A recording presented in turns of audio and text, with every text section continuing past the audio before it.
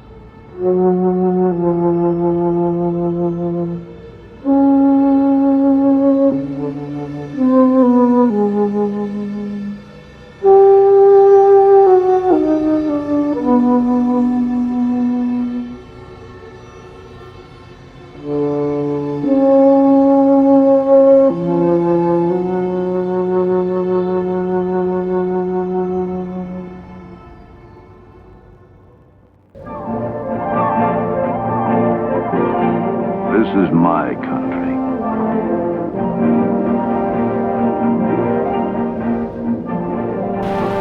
I've spent all my life in areas like this, as close to the animals as a man can get.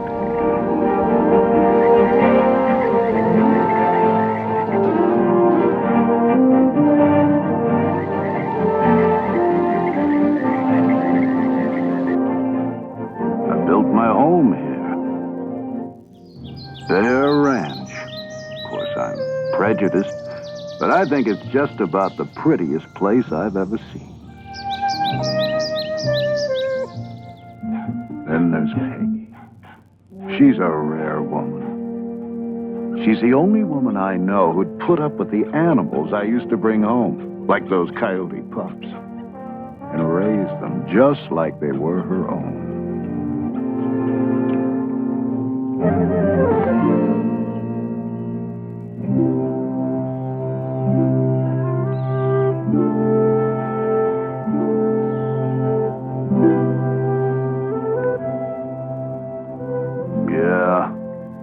We've shared more ups and downs than there are in the High Sierra. Those were good days. Simple, clear cut.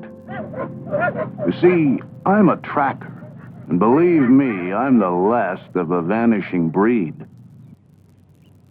I know tracks, like the FBI knows fingerprints. I specialized in renegades, killers of livestock, and sometimes people. I didn't kill for sport. I went after the right animals so innocent ones might be spared.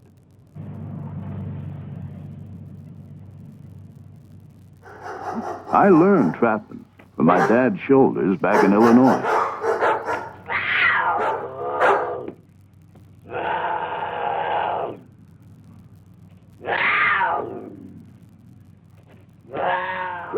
Since that time, I've worked for the government, territory, sheriff's office, federal game warden. When they had a renegade, they knew who to call.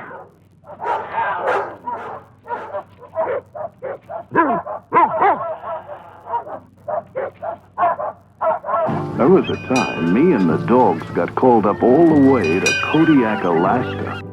There'd been reports that bear had been killing the cattle. Now I know bear, and the Kodiak happens to be one of the most beautiful on God's earth. Takes a lot of grub to feed him. 9 feet tall, up to a ton in weight.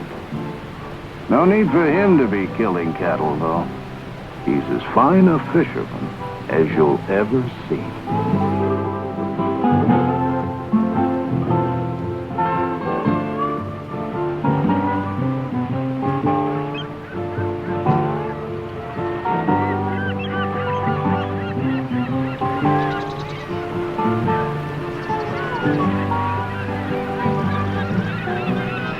The ranchers were getting $5,000 bounties on these so-called cow killers.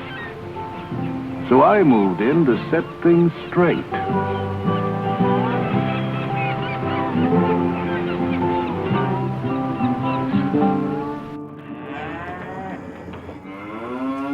I met a rancher who said it ain't Kodiak killing my cattle.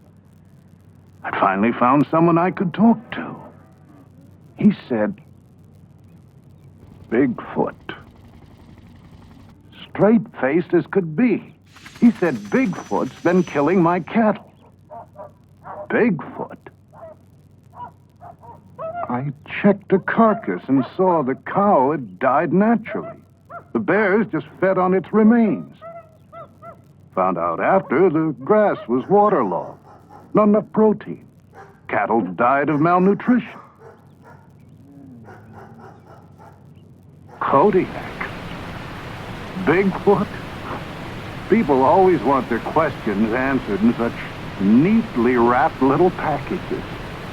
Well, I'd heard about Bigfoot.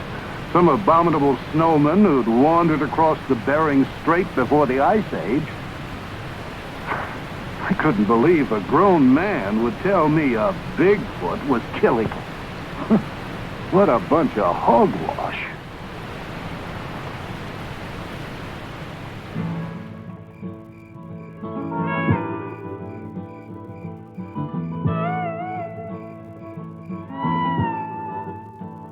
I didn't mind at all putting distance between me and those crazies in Alaska.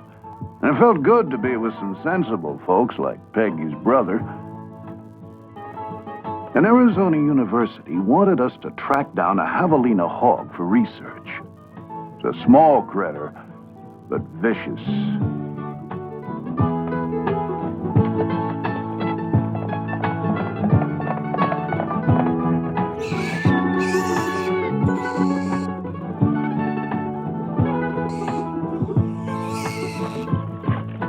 Well, I told my brother-in-law about the wild Bigfoot story at Kodiak, but he didn't respond as I'd expected.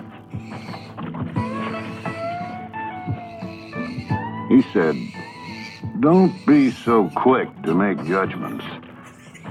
There's something I want you to see." He took me to what Indians called the land of petrified wood. There, carved in rock, were drawings of a creature with big hands and big feet, exactly as I had heard Bigfoot described. The drawings were 700 years old. They told how creatures the Indians called stickmen had come in the night and stolen the Indian children. The Indians abandoned the village in fear.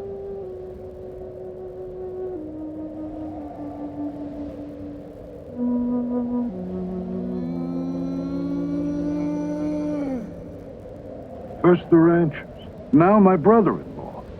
My head was reeling with Bigfoot.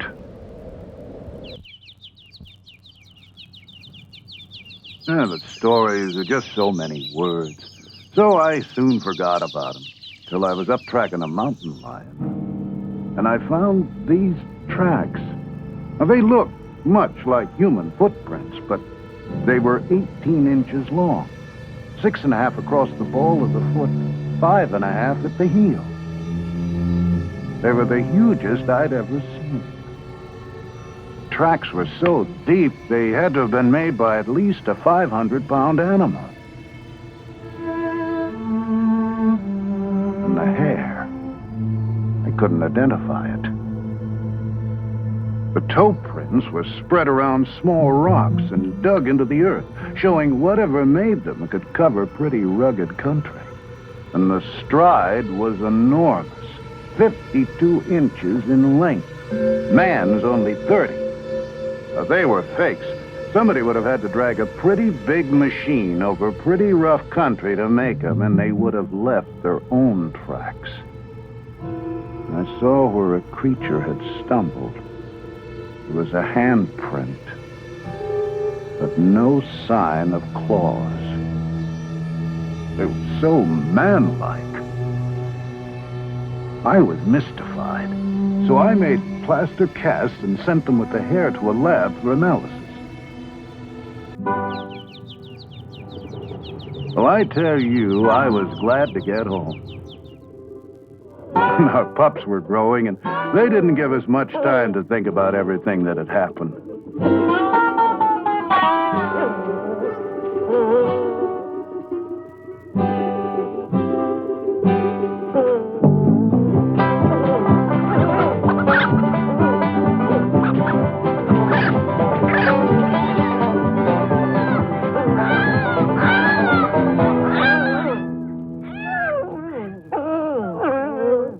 I was called to chase a renegade bear up north.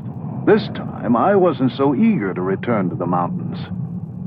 Tests had shown the hair samples and tracks couldn't be matched with any known animal. I was uncomfortable. The animals were even acting strange.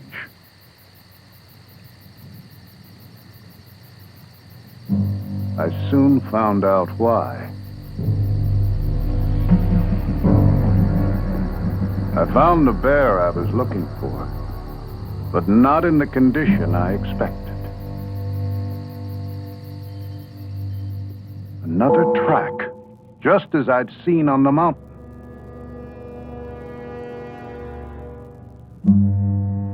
And there, between its teeth, the hair. I was astounded. A 600-pound bear that had stood 8 feet tall, lying by the side of the creek with its neck broken.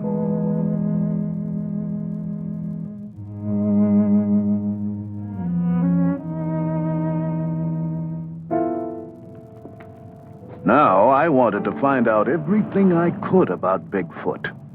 I advertised for any information or leads.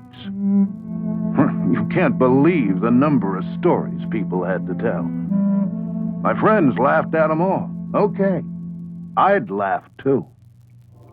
But things were different now. I had to figure out what was fact and what was fiction. There were reports of creatures 12 feet tall, 800 pounds, that prowled on 2 feet. Now that's absurd, scientifically impossible. No creature that size or weight could even stand upright. And as for tracks, you can't imagine the number of kids I found running around the woods making plywood fakes. Tales of hunters being ripped apart, campers kidnapped and never heard of again. But 4 features, all the reports shared, were the dark hair, the domed head, the large footprints, and the glowing red eyes.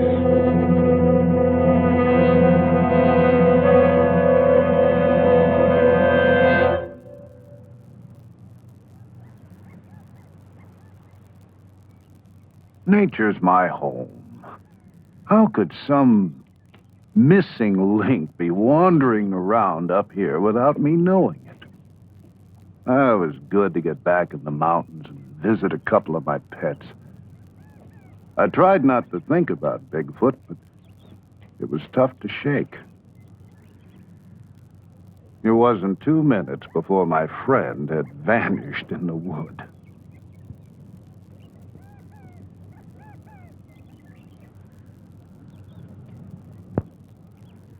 Well, I set out after him, but I couldn't find him anyplace.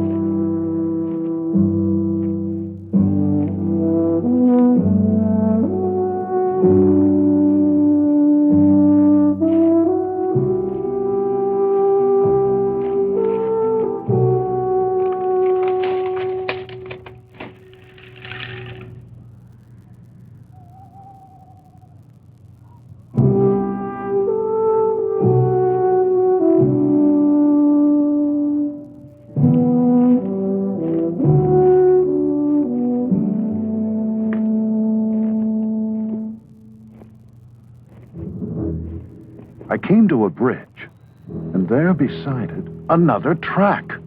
Fresh.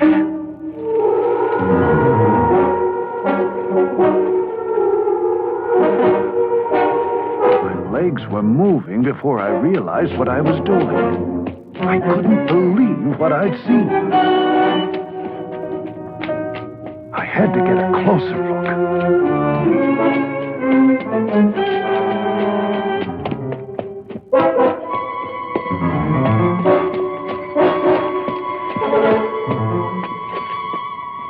Nauseating, musky odor made it difficult to breathe. But I had to find out what I'd seen. It was getting dark.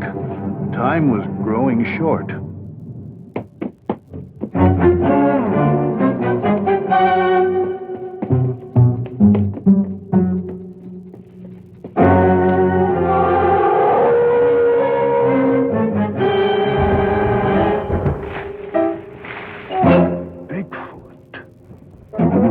I'd seen Bigfoot.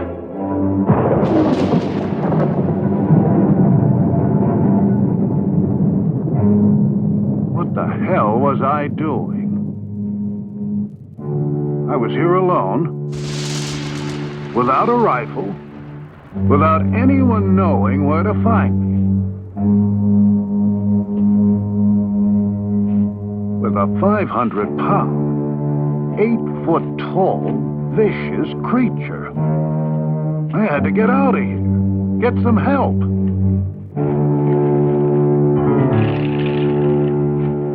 I had to show people what I'd seen.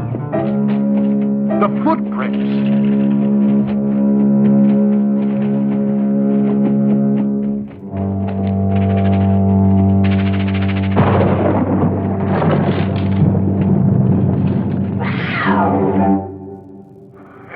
Just the cat. I'd never been so scared in my life. But my friends couldn't laugh now. Wait till they saw the tracks.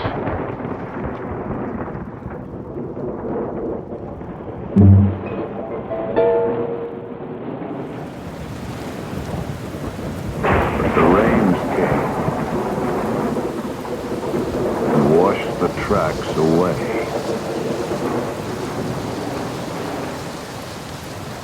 Hurry, hurry, get your Bigfoot burgers, 2 burgers. Now, people's attitudes toward Bigfoot made me mad. I'd seen it. Matter of fact, I felt I'd been singled out to find it.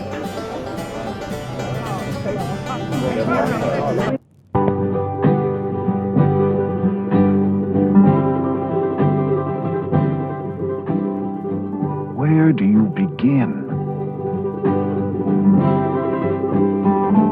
Jackson Hole, Wyoming. A suspicious set of tracks. I really thought I was onto something. Over 500 on the side of a mountain. The tracks are funny things. The smallest print can melt, freeze, get snowed over. And before you know it, it's gigantic. Here, the supposed Bigfoot was a little old coyote.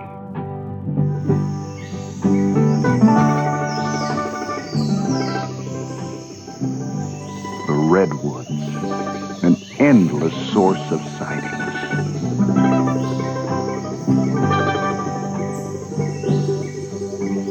this creature were here, where did it hide? I searched in the caves formed by the roots of the ancient trees.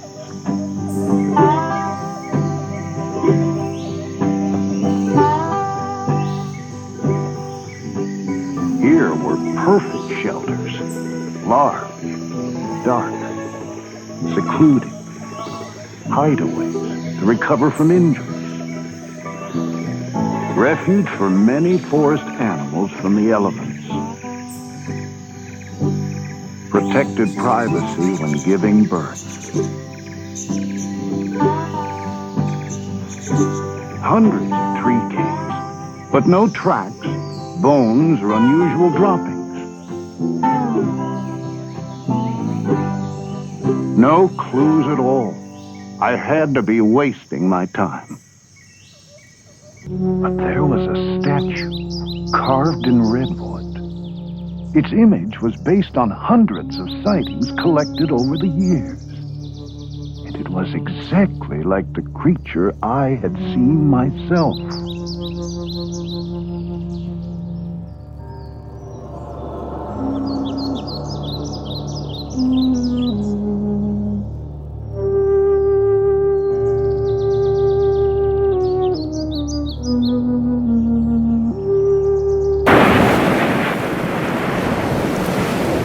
Oregon coast. Reports of Bigfoot feeding during the run of the nightfish. The shore was secluded. Food was plentiful. It seemed a perfect place for the secretive Bigfoot. So I waited. You don't know what it is to wait till you've been a tracker.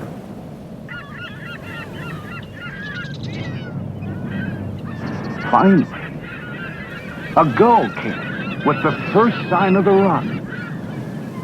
And right behind it, you've never seen so many fishermen.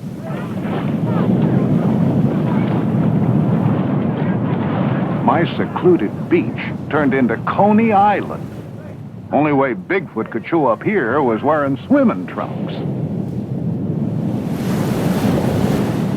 One bum steer after another. How was I supposed to know which lead to follow? I was running out of time, and I was running out of money. As we left, I felt like the waves were laughing at our backs.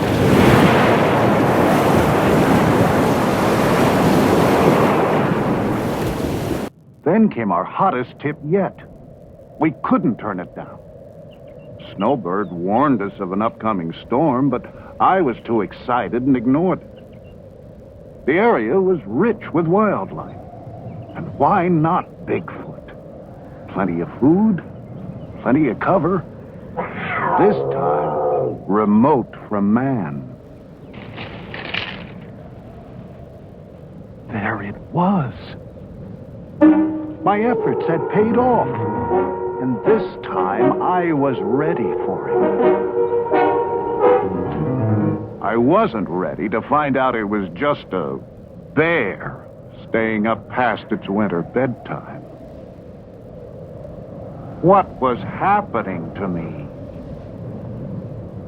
Any Boy Scout knows how people's eyes play tricks on them in the woods. I was like a gun-happy hunter that makes a 10-foot grizz out of a charred old tree stump. Even the snowbird was laughing. And why shouldn't it? Here I was, a grown man running around the woods chasing some fairy tale. I felt like a fool.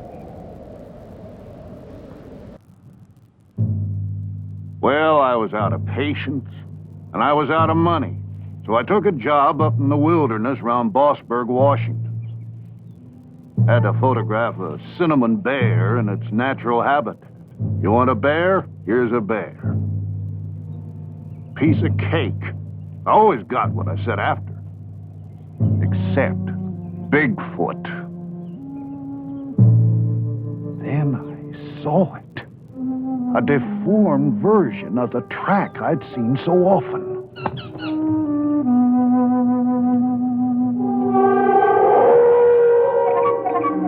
There it was.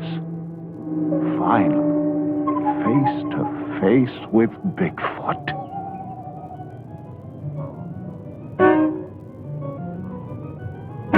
Here was the domed head, just as others had described it. The thick, dark fur to protect it from extremes of weather and allow it to pass unnoticed in the night. I saw it, photographed it. But scientists challenged my film.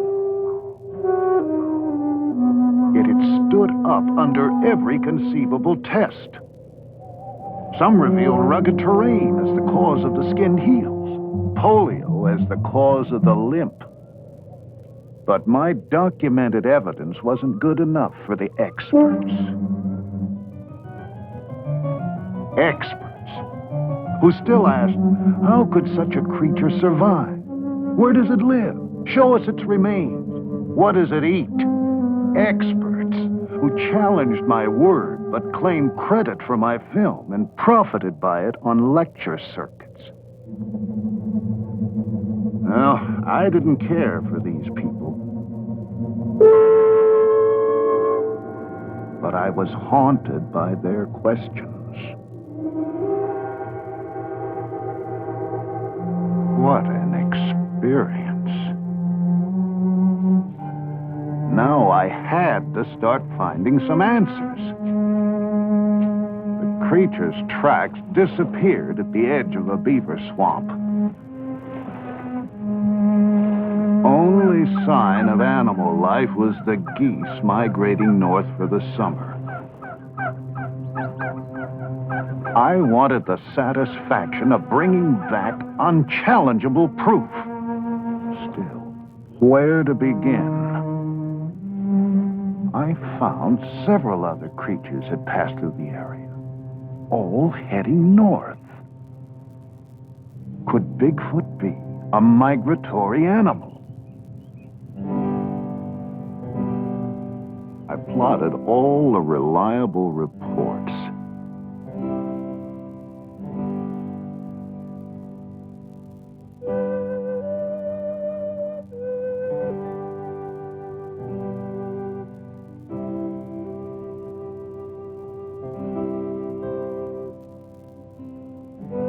There actually seemed to be a migratory pattern extended over thousands of miles. If this were true, I'd have some means of predicting the creature's movements and a good chance to find some answers to my questions. Bigfoot always stayed in very rocky mountains and isolated terrain. The greatest number of sightings, and the only ones of the Bigfoot young, were in summer, above the Arctic Circle. Could that be where Bigfoot migrated to breed? If I move rapidly, I might find a clue before season's end.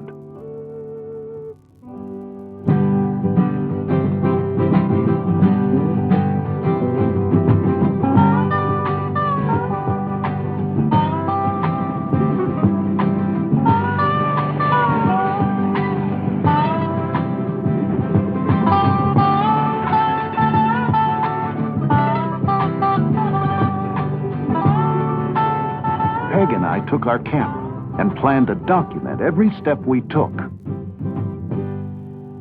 The lava beds, Modoc, California. If Bigfoot were a migratory animal, my theory had to hold up all along the way. A track, centuries old, preserved in the lava. My theory was working. But I wondered how Bigfoot survived the violent eruptions that brought the lava rock.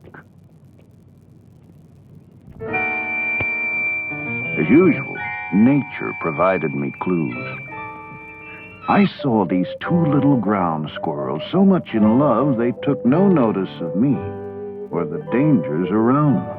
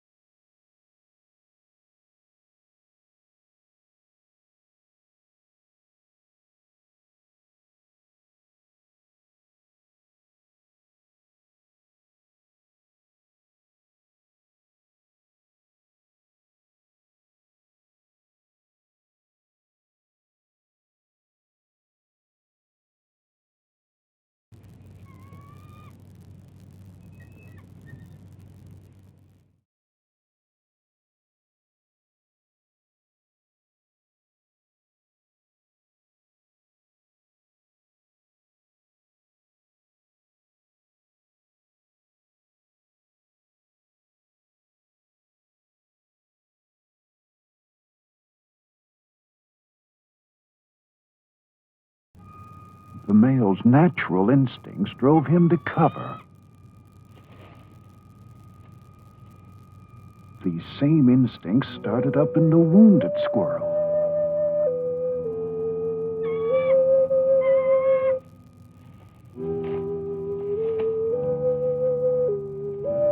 Nature was reminding me of her basic law: survival.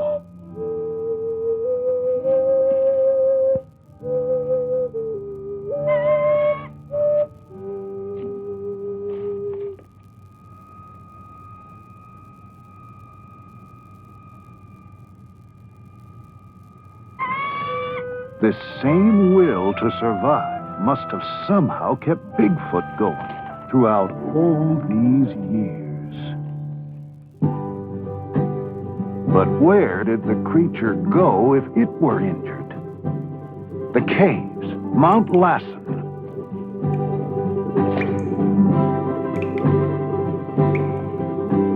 The Hat Creek Indians believed they were inhabited by an evil ape man.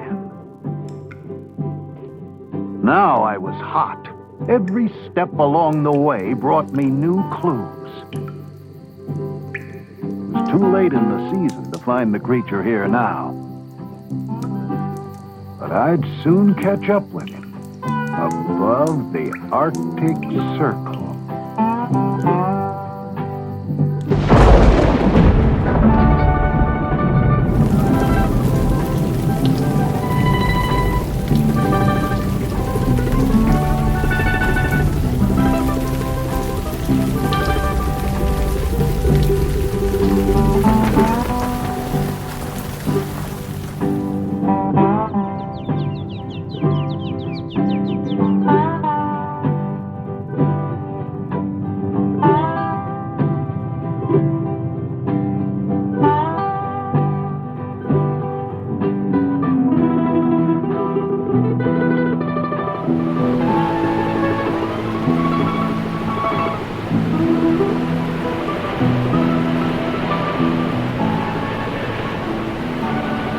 Peg and I found the people up north different. They encouraged me, took my search seriously.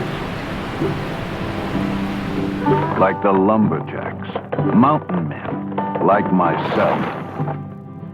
The first into the midst of the wilderness, which meant first with stories of Bigfoot. Most of their sightings came at the time of year I'd anticipated. They were sure when Bigfoot passed because strange happenings followed in a nearby valley. Herds of goats come and perform a ritual suicide. Sure enough, the goats were there, looking as if they were grazing normally, but actually eating pounds of dirt. With one gulp of water, the earth turns to cement, and they die, lying in the shadow of Bigfoot, etched in rock 26 feet high, and the wolf, his only known traveling companion. What went on in this valley Bigfoot passed through went against all the natural laws of survival. And the rock formations, too massive to have been shaped by man, presented another, totally unexplainable, natural phenomena. To those who cried, for Bigfoot to exist goes against every bit of scientific data known to man, I could now say how much more there is to know. I felt close to the adventurers who'd left their calling cards at Watson Lake as they crossed into the Yukon, and even closer to those who'd made a similar journey at the turn of the century, who set out after something they didn't know where to find, but knew was out there someplace. With so many pouring into the Yukon during the gold rush, it's no surprise there'd be such a rich source of stories about Bigfoot.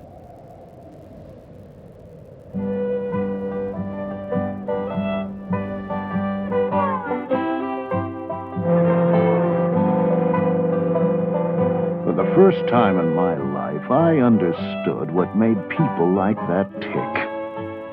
It's more than gold. I guess we all need a frontier to explore. Don't necessarily have to go off into it. Just makes you feel kinda good knowing it's there. Thousands of these people came from everywhere.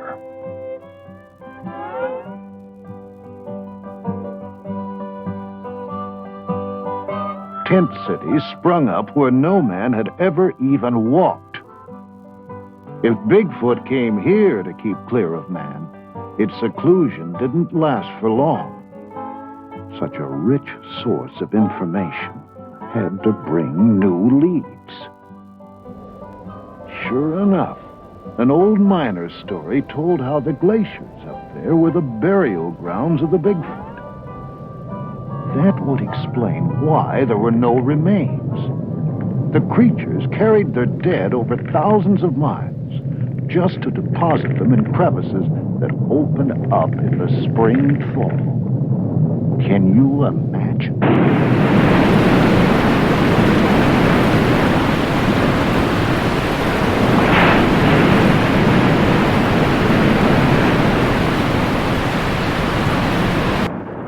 I went there searching for some remains.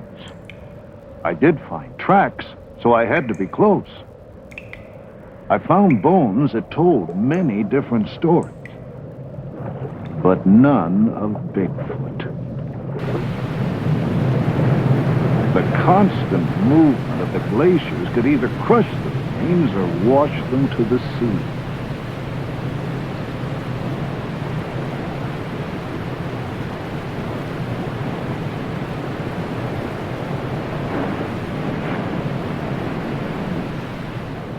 Burial grounds of the Bigfoot. I thought of the people who were the source of these stories. Their friends called them crazy, and some of them might have been. But you wouldn't believe the extremes they went to for their fortunes, romance, and the unexplored.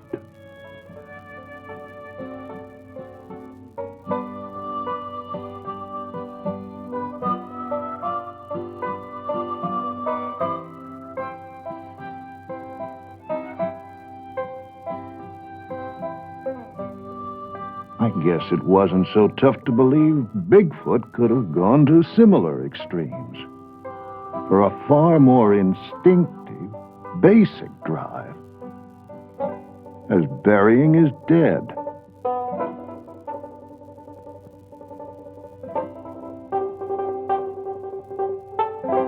So many questions. Well, I sure understood what drove those miners as they sailed up the river in pursuit of gold. For I'd soon ride the same river in pursuit of Bigfoot. The miners were gone now, but I knew Bigfoot had to still be around.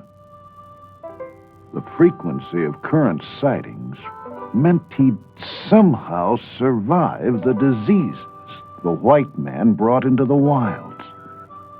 The tuberculosis, measles, that wiped out whole tribes of Indians and Eskimos.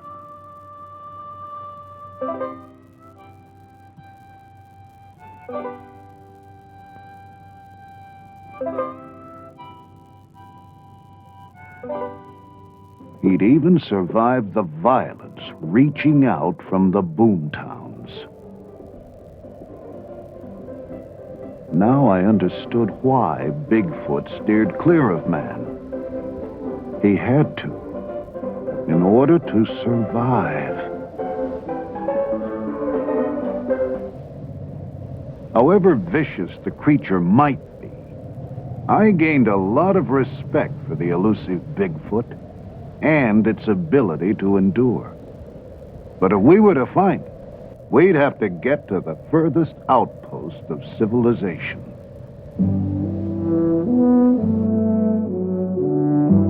When we ran out of road, we saw the remnants of the old pioneers giving way to the machinery of the new. Thousands were now pouring back up to the new gold rush for the black gold, oil. How much longer could Bigfoot avoid all these people? Where would he go next? I gambled on him heading north.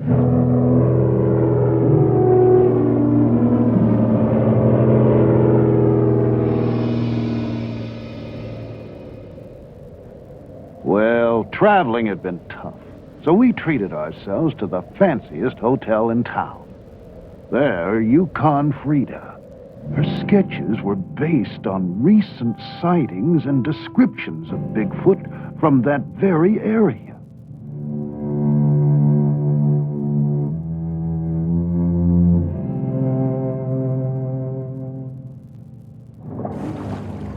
As we started our journey up the river, I thought of the statues and drawings I'd seen in Arizona, California, Oregon, Washington, British Columbia, the Yukon, and now above the Arctic Circle, all of them resembling the very creature I saw myself. They were too similar, over too vast an area to be coincidental. But these images weren't good enough for the experts below. I still had a lot of questions to answer. There were no grocery stores up here, so we ate off the land or purchased fish from the Eskimos.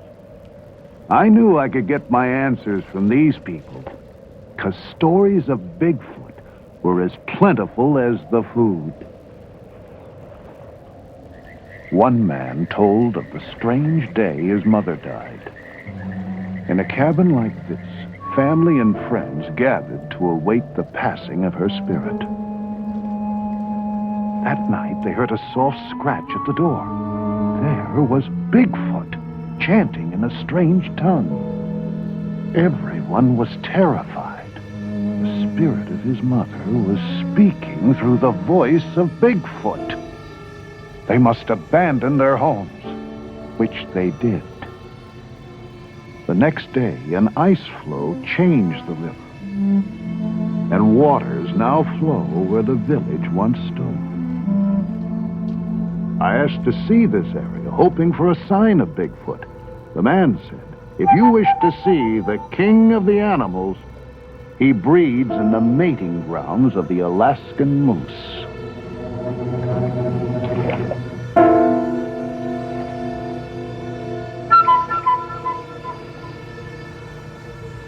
The moose came, as if a sign, reaffirming the man's words.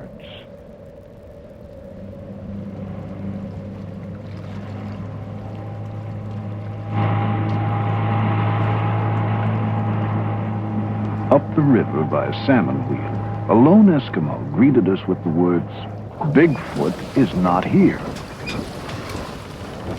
How did he know what we were after? He told a tale about a trapper who killed a creature in the early 40s, bringing the wrath of Bigfoot down upon his people.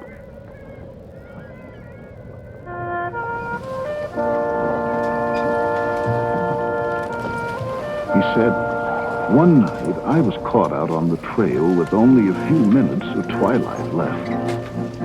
The lights began to shine in the sky. They were bright. Traveling was good. Then the snow turned red. To the north and south, east and west, rivers of blood flowed across the sky and down into the snows. It seemed to be the last day of the world. Bigfoot was punishing us for bringing it sorrow. But then, the good white light rose from the north. What followed was a battle of 1,000 warriors. The white light was the spirit of Bigfoot, left to die by the trapper. It returned in the form of a white raven to to protect us from the red wrath of its grieving brothers. If you travel the river, you may see him. And if you do, he will bring you luck.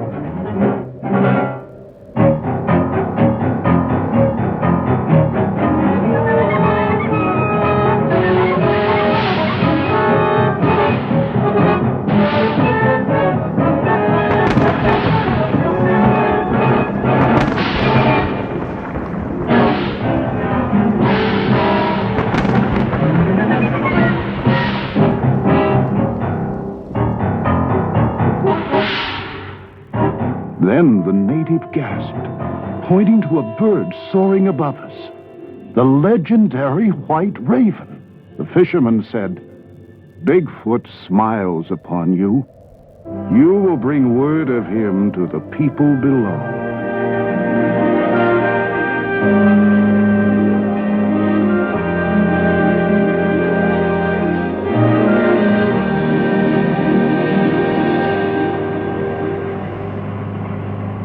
Mine was reeling.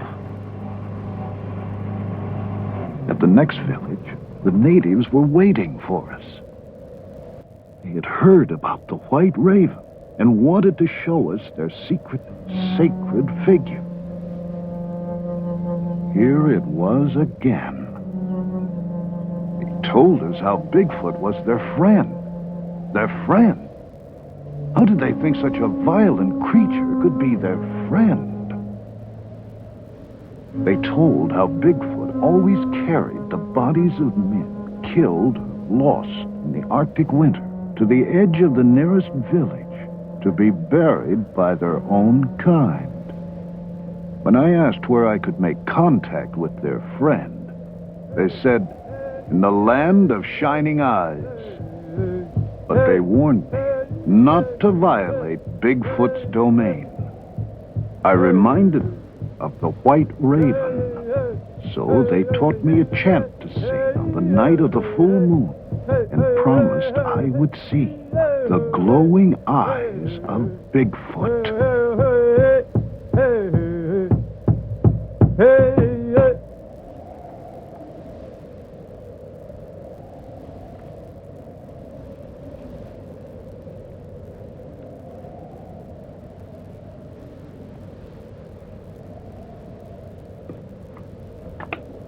Well, I wasn't going to have a thing to do with any chanting.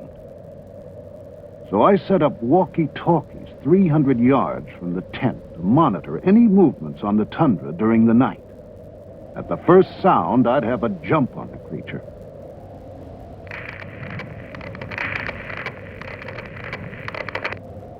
Then the wait. The land was lush with vegetation. Perfect feeding ground. Berries, lichen, gnats, bugs, millions of fish. Not just a land of ice and snow. I understood why Bigfoot and so many animals flocked to the Arctic to breed, raise their young.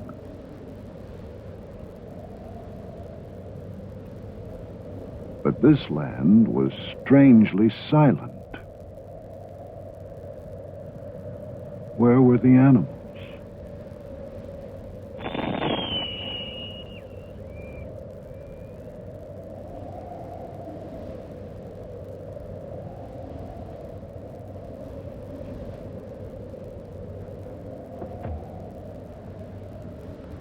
My transmitter had been thrown 15 feet. And the tundra held no tracks. Days passed. I felt like a fool, but now I'd go to any ends to conjure up the creature.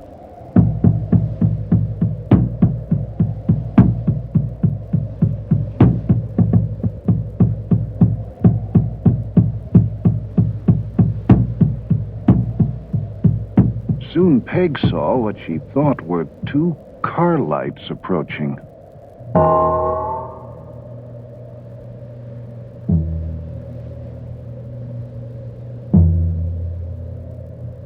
I was caught in the darkness, but Peg guided me toward the lights. I had to find out what it was. Then we realized they were the shining eyes. This time I couldn't let Bigfoot escape.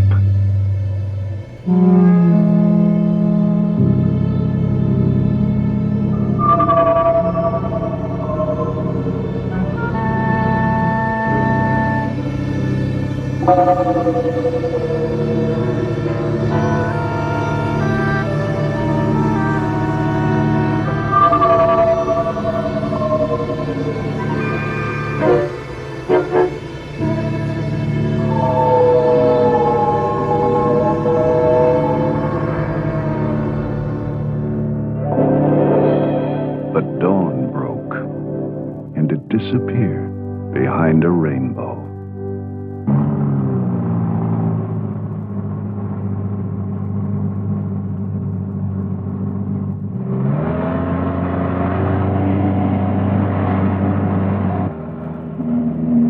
This was too much. I felt like I was coming apart at the seams.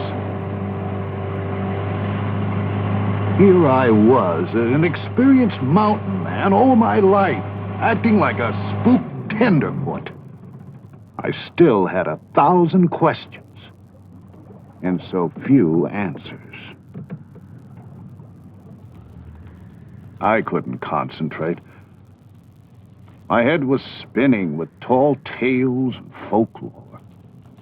I no longer knew what to believe. I had to get away from the others and be by myself.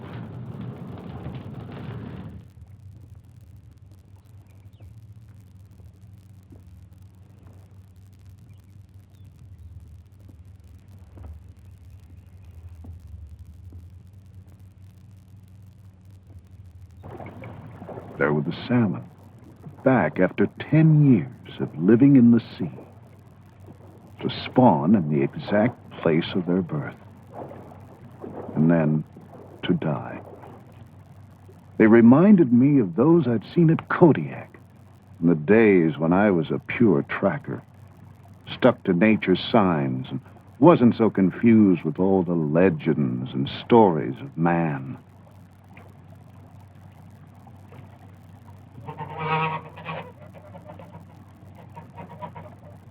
And there were geese. My first clue to Bigfoot's migratory pattern.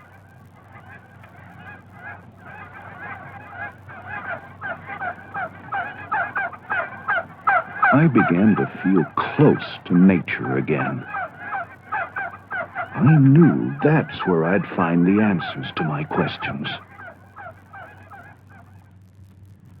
And the caribou, watching velvet off their antlers release swamp gas from the tundra to glow in the night.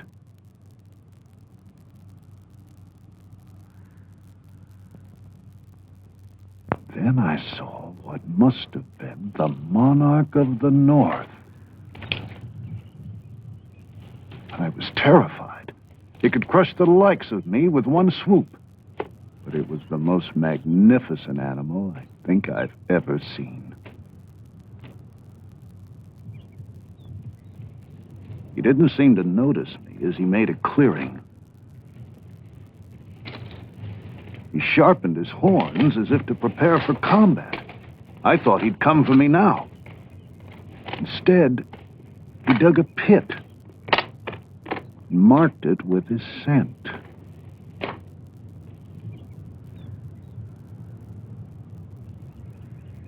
This attracted cows from all over the area and seemed to warn other bulls to keep away.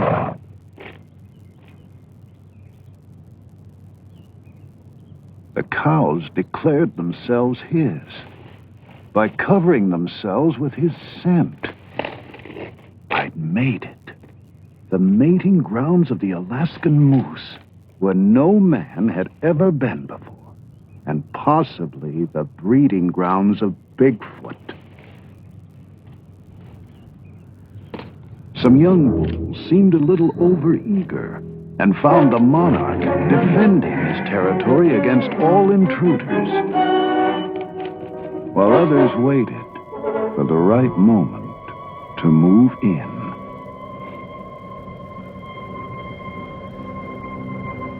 Then he saw me. But luckily, a match for the monarch challenged him for his cows and territory.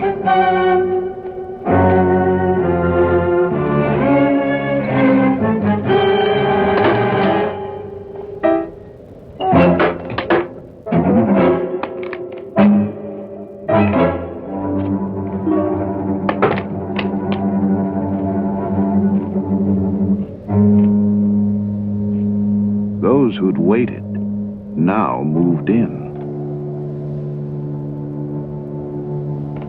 While the bulls were fighting, nature made sure there'd be a good crop of calves come spring.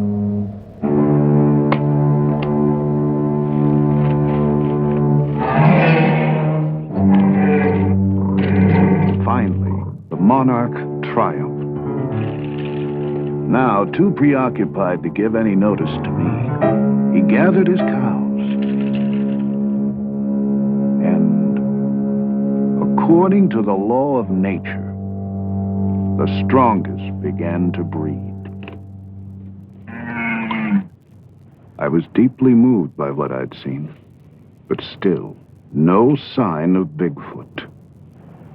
The salmon lay dying in the streams, signaling the end of the breeding season. Time was running out, so we took to the air.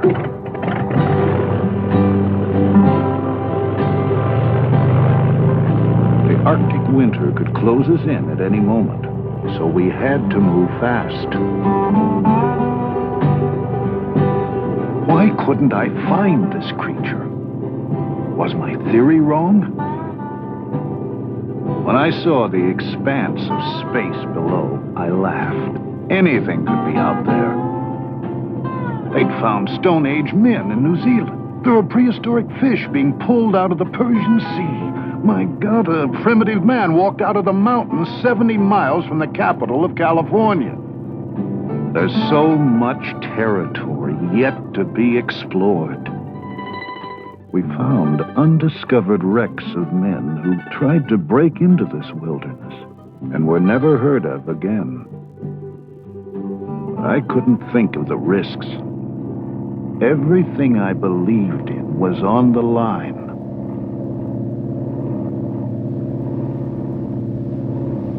Suddenly, the pilot whipped around. There he was, a young Bigfoot, frozen like a tree.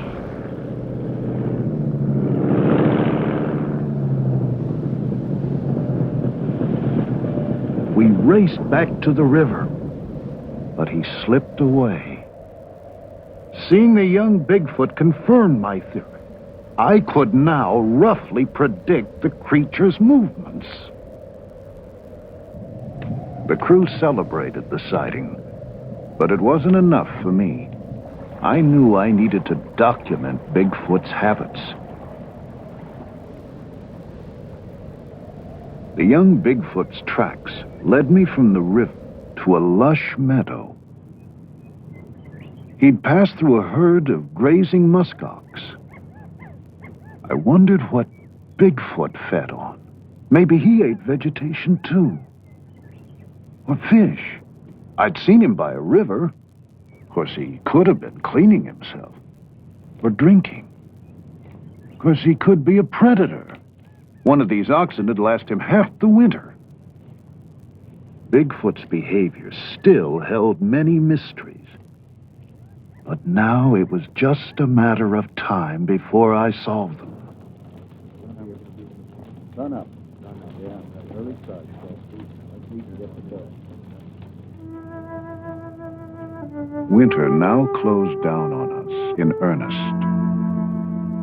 We were forced to move south, just like the animals.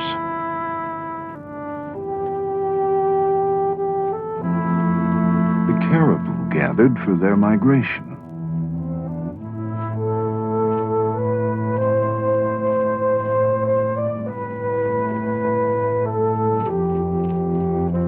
might be the source of food for all the meat-eating animals that followed.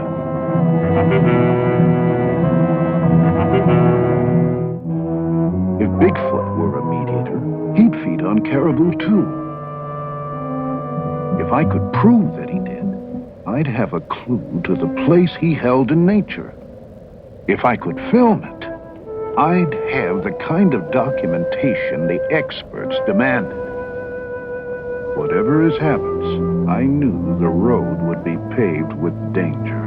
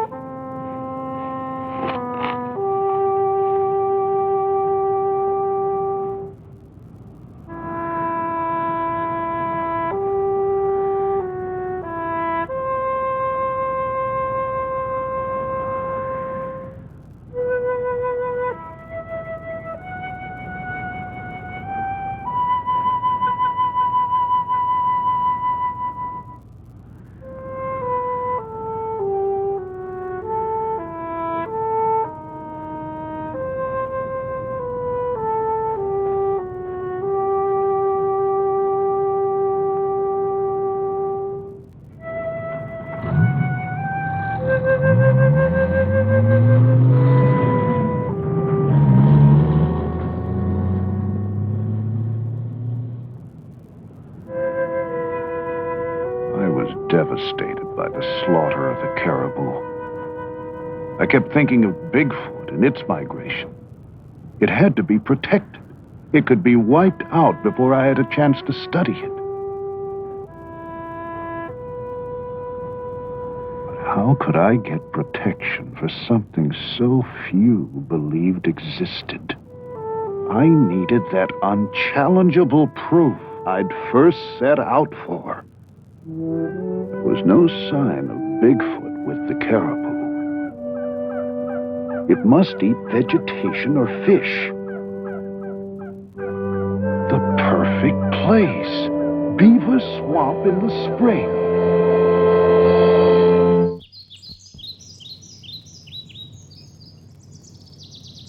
I got there early and planned to stay as long as I could. I used every trick I learned over my years as a trapper and carefully covered my scent with ammonia. Beaver Swamp. The geese. If my theory was right, Bigfoot would follow shortly. I searched for the perfect place to set up a blind.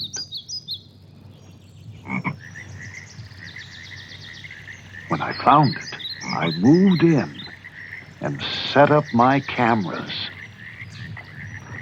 Day after day, I waited and soon grew jealous of the other animals' freedom.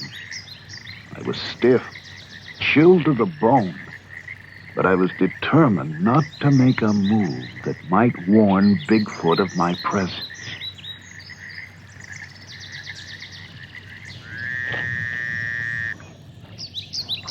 What if he didn't come?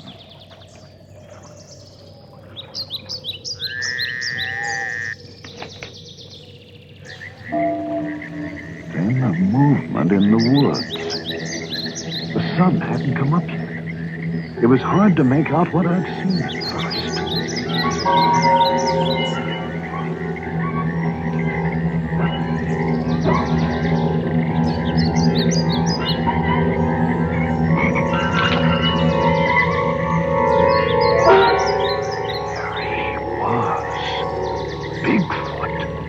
standing no more than 100 yards from my blind.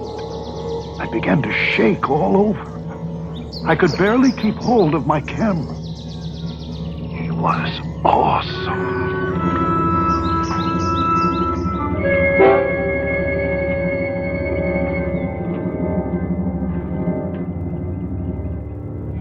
Then, behind me, another one, smaller, possibly younger.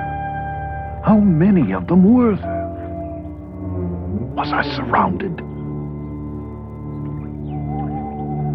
They were the most extraordinary creatures I'd ever seen. I now knew why the Eskimos called Bigfoot the king of the animals. The older, larger one was 7 feet tall, 450 to 500 pounds. His domed head and long dark hair, just like the other creatures I'd seen. His odor was overwhelming, the same thick, musky scent that first led me to Bigfoot so long ago. The young one was no more than 5.5 feet tall, 250 pounds. If my guess was right, probably on its first trip away from its northern breeding grounds. He'd probably never seen a man before. If he saw me, he could panic and attack.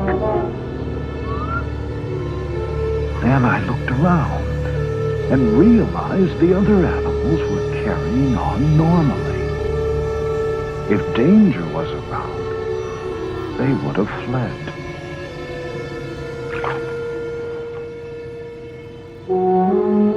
Just as the Eskimos had said, Bigfoot is a benevolent creature.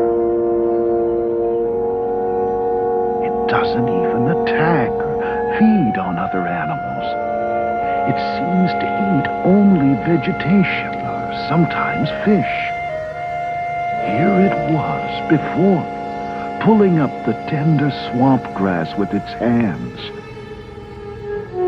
Remarkable huge hands that seemed capable of grasping, scooping up drinking water and splashing to rid itself of parasites.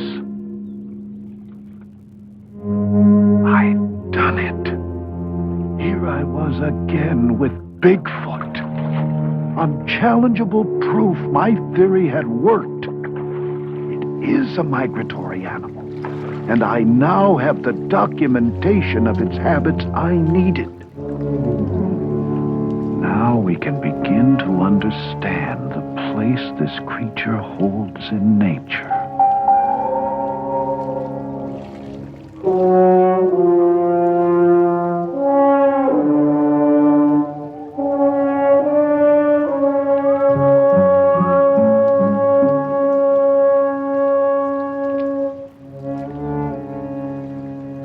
A raccoon came out to start his day's hunting.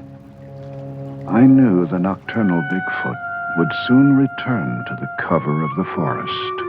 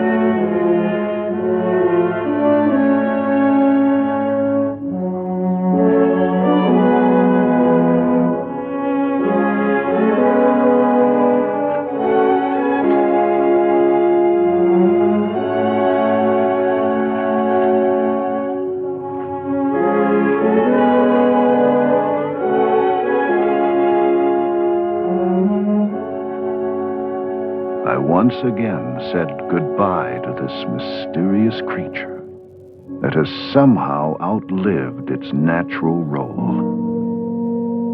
endured the tests of time, now left to wander the land elusively, with a strange will to survive.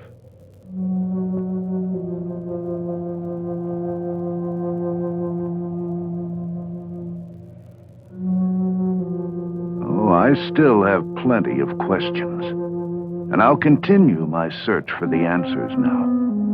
But I assure you, I'll no longer get so caught up in the problems of my research that I'll lose touch with the wonders it reveals.